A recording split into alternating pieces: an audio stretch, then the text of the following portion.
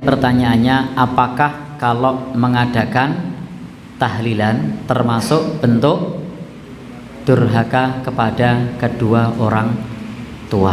Baik, ini terima kasih. Pada prinsipnya orang tua kita yang sudah meninggal dunia itu ada banyak hal yang bisa kita kerjakan yang pahalanya sampai kepada mereka.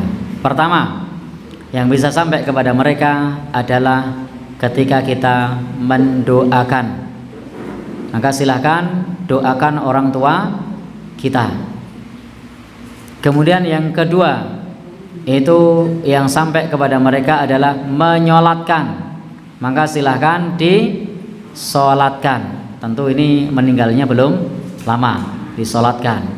Kalau selain itu silahkan didoakan, karena Nabi mengajarkan doa untuk orang tua. Al-Quran mengajarkan doa untuk orang tua. Maka silahkan didoakan. Demikian pula dalam agama kita diajarkan untuk mendoakan kepada para pendahulu kita yang sudah meninggal dunia. Allahumma gfir lil mu'minin wal mu'minat al muslimin wal muslimat al ahya minhum wal amwat.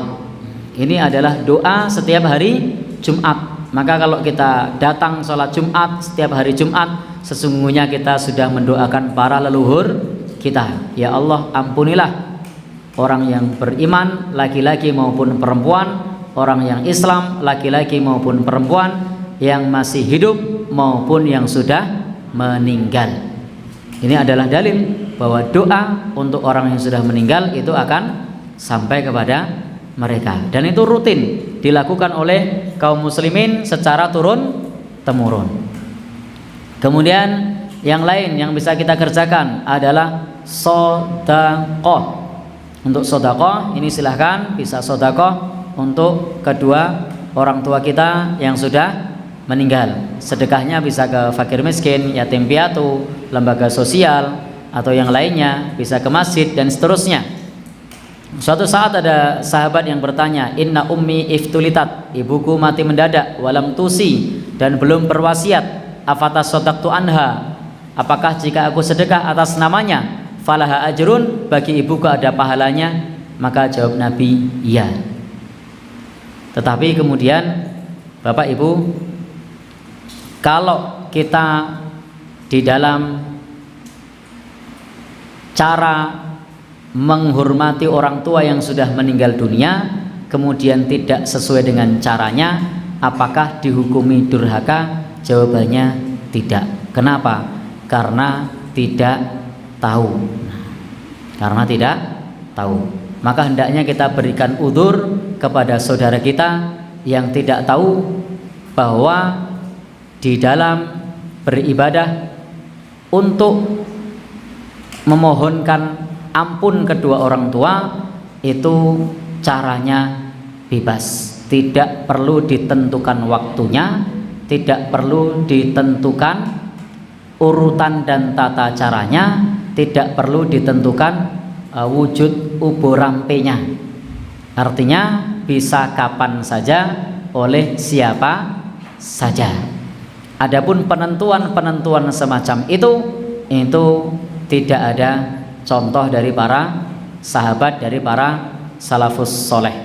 Maka riwayat mengenai masalah penentuan formasi khusus itu tidak ada contohnya. Maka tidak bisa kalau kemudian ketika ada saudara kita melakukan hal tersebut kemudian dikatakan durhaka kepada orang tua, karena maksud mereka, niat mereka ingin mendoakan, hanya saja caranya tidak sesuai dengan tuntunan, karena tuntunannya bisa setiap saat, bisa dengan cara apa saja tanpa mengikat bilangan, mengikat waktu, mengikat tempat, mengikat jenis. Jadi ketika kita berdoa itu boleh tanpa gedang rojo, itu boleh. Jadi ketika kita berdoa itu boleh tanpa ingkung, itu tidak masalah. Ketika kita berdoa itu tidak pakai apem, itu boleh. Jadi tidak perlu kemudian kita mempersulit diri menentukan cara, harus pakai gedang, harus pakai apem.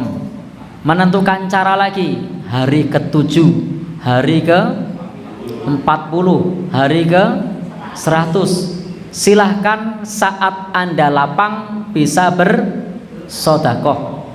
Saat Anda sempit, kalau masih mampu silahkan bersodakoh. Tetapi kalau kita membatasi dengan waktu-waktu yang tidak ditentukan, maka bisa jadi untuk sebagian kalangan kaum muslimin itu akan merepotkan, bahkan bisa jadi sampai harus hutang.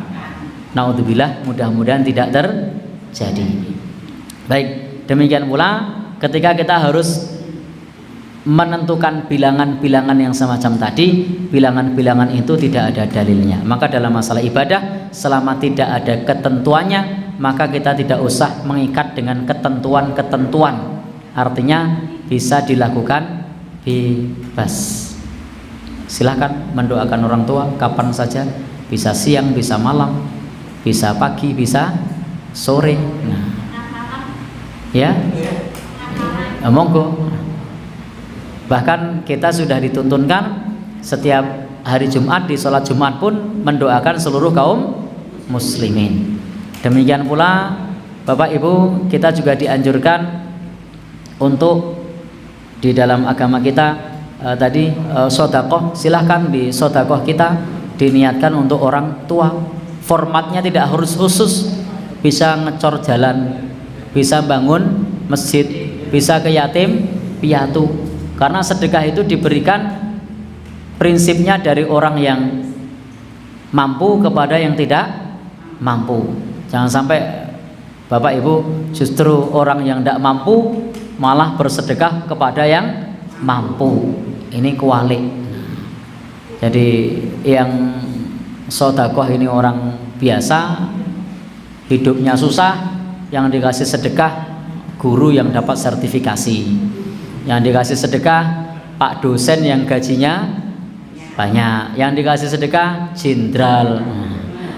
Ini tidak sesuai dengan ketentuan. Nah, sementara ini banyak orang yang mengatasnamakan sedekah, tetapi peruntukannya justru diberikan kepada orang yang sesungguhnya tidak membutuhkan. Bahkan ketika mereka menerima itu nyun sewu, tidak